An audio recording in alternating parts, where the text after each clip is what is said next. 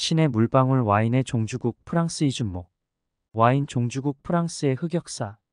신의 물방울이라는 애칭으로 유명한 와인의 어원은 술이란 뜻의 라틴어 비눔 vinum에서 유래했으며 흔히 포도주 혹은 과일주를 칭한다. 와인은 역사에서 단지 주류를 넘어서 하나의 문화로 소비되어 왔으며 인류의 역사적 순간들, 위대한 인물들의 일화와도 밀접히 관련되어 발전해왔다. 오늘날 고급 와인 한 병의 가격은 한화로 수억 원 이상에 이르기도 한다. 수많은 나라들이 와인을 생산하고 있지만 그 중에서는 프랑스는 남다른 역사와 전통을 자부하는 와인 종주국으로 꼽힌다. 10월 17일 방송된 TVN 벌거벗은 세계사 121회에서는 신의 물방울, 와인은 어떻게 프랑스의 자존심이 되었나 편을 통하여 와인의 역사를 조명했다. 국내 최고의 와인 전문가인 고재윤 경희대 호텔관광학과 명예교수가 이날의 강연자로 나섰다. 와인의 역사는 인류의 기원으로 거슬러 올라간다. 8000년 전 조지아에서는 신석기 시대의 유물을 통하여 당시 신석기인들이 토기를 땅에 묻고 와인을 발효하여 마셨을 것으로 추측되는 흔적을 찾아냈다. 이는 한국인들의 전통적으로 김치를 발효시키는 김장 방법과도 유사하는 점에서 친숙하게 느껴진다. 기원전 3000년경에 이르면 와인은 무역을 통하여 더 넓은 지역으로 수출되기에 이른다. 이집트는 세계 최초로 와인 양조를 시작한 곳으로 꼽힌다. 고대 이집트의 와인 양조 레시피는 현대의 제조법과 비교해도 큰 차이가 없다. 고대 이집트에서 와인은 제사에 쓰이거나 파라오 같은 소수의 상류층만 먹을 수 있는 초고급 제품이었을 것으로 추정된다. 이집트 18왕조의 파라오인 투탕카멘, 여성 파라오로 추정되는 메르네이트의 무덤에서 와인 항아리가 발굴되기도 했다. 이는 종교적인 이유와도 관련이 있다. 와인의 재료가 되는 포도나무는 겨울에 생명력을 잃은 듯 보이다가 봄이 되면 다시 탐스러운 포도가 열렸기 때문에 와인이 부활을 상징하는 성스러운 음료로 해석된 것이다. 이집트에서 오시리스는 나일강을 범람시켜 포도나무 재배에 필요한 물을 공급해준다는 믿음으로 부활과 와인을 상징하는 신으로 불렸다. 소수 지배층의 전유물이던 와인이 점차 대중화되기 시작한 것은 고대 그리스 마이너스 로마 시대부터였다. 그리스의 신 디오니소스 역시 오시리스와 마찬가지로 부활과 와인의 신으로 유명하다.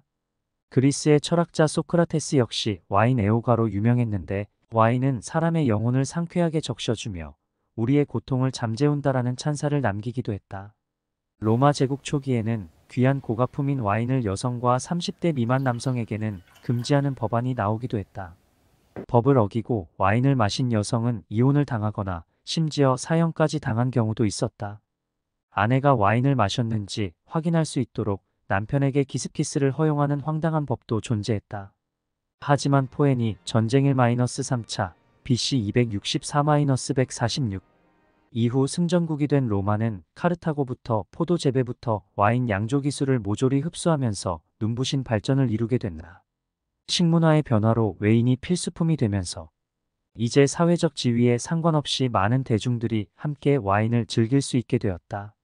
고대인들은 와인을 더 맛있게 즐기기 위하여 다양한 첨가물을 넣기 시작했는데 여기에는 소금과 물을 비롯하여 심지어 납까지 포함되어 있었다. 의학적 지식이 부족했던 과거에는 와인의 아세트산과 납이 만나면 더 달달한 맛을 이끌어낼 수 있는 것으로 여겨졌다. 고대 로마의 폭군으로 유명한 네로. 황제의 폭력성이 와인을 즐기면서 생긴 납 중독 때문이라는 속설이 나오기도 했다. 대제국을 건설한 로마 제국의 번영은 와인을 전 유럽에 전파하는 데도 큰 영향을 미쳤다. 와인은 로마군 병사들의 필수품이기도 했는데 석회질 성분 때문에 마음 놓고 마실 수 없었던 물보다 와인이 더 위생적이고 안전한 음료수라고 생각했다. 또한 로마인들은 보급상의 문제를 해결하기 위하여 현지에 포도밭을 건설하고 현지인들에게 포도 재배와 와인 양조 방법을 전수하면서 자연스럽게 와인이 유럽으로 확산되기에 이르렀다. 이 과정에서 와인이 숙성될수록 품질이 더 향상된다는 사실도 알게 되었다. 로마의 와인이 인류사에 미친 또 하나의 영향이 있다. 와인을 기독교의 사징으로 만드는 계기가 된 것인데 로마는 초기에 기독교를 탄압했으나 콘스탄티누스 테오도시우스 황제를 거치며 기독교를 공인하고 심지어 국교로 선정하기에 이른다. 와인은 예수와 제자들의 최후의 만찬을 묘사한 마태복음 등 성경에서도 비중 있게 등장한다. 이후 기독교인들은 예수의 희생을 기리기 위하여 성찬식마다 예수의 피와 살을 상징하는 포도주와 빵을 먹게 되었다. 와인은 기독교에서 인정받으며 특별한 지위를 인정받은 존재가 되었다. 길고 광범위한 와인의 역사. 이처럼 와인의 역사는 길고 광범위하게 이어져 왔는데 현대에 유독 프랑스가 와인 종주국이라는 타이틀로 이름이 알려진 이유는 무엇일까? 이 역시 종교적인 이유가 큰 비중을 차지했다. 오늘날의 프랑스 일대에서 서로마 제국 멸망 이후 들어선 프랑크 왕국은 기독교를 국교로 지정했다. 왕국 곳곳에서는 교회와 수도원이 건설되었고 이들은 살림을 위하여 와인을 만들어 팔았다. 자연히 중세의 수도사들은 종교인인 동시에 곧 최고의 양조 전문가이기도 했으며 훗날까지 프랑스의 와인 양조 산업이 번창하는 기반이 되었다. 또한 14세기 교황청이 프랑스 국왕에 의하여 유폐당했던 아베는 유수 1309-1378년 사건을 거치며 부르고뉴 지방은 교황과 시토, 수도회의 선택을 받아 훗날까지 이어지는 최고의 와인 도시로 성장하는 계기가 되기도 했다. 부르고뉴 와인은 현재에서 세계에서 가장 비싼 와인 중 하나로 꼽힌다. 때루아티이아라로아이알은 프랑스어로 토양 혹은 풍토를 뜻하며 와인이 만들어지기 위한 자연 환경과 배경을 모두 포괄하는 의미로 사용된다. 시토 수도사들은 와인 제조에 최적화된 땅을 구분하여 등급을 나누고 철저하게 관리했다. 인접한 구역에 같은 품종을 심어도 각각 다른 맛과 향을 내는 와인의 특성을 활용하여 구역에 따라 맞춤형 양조 방식을 도입했다. 이렇게 탄생한 부르고뉴 와인은 신선하고 상큼한 과일 맛이 특징으로 꼽힌다. 프랑스 샹파뉴 지방에서는 기후 차이로 포도를 늦게 수확했다. 겨울에 중단됐던 발효가 봄에 다시 일어나면서 탄산의 압력으로 병이 폭발하는 사례가 속출했다.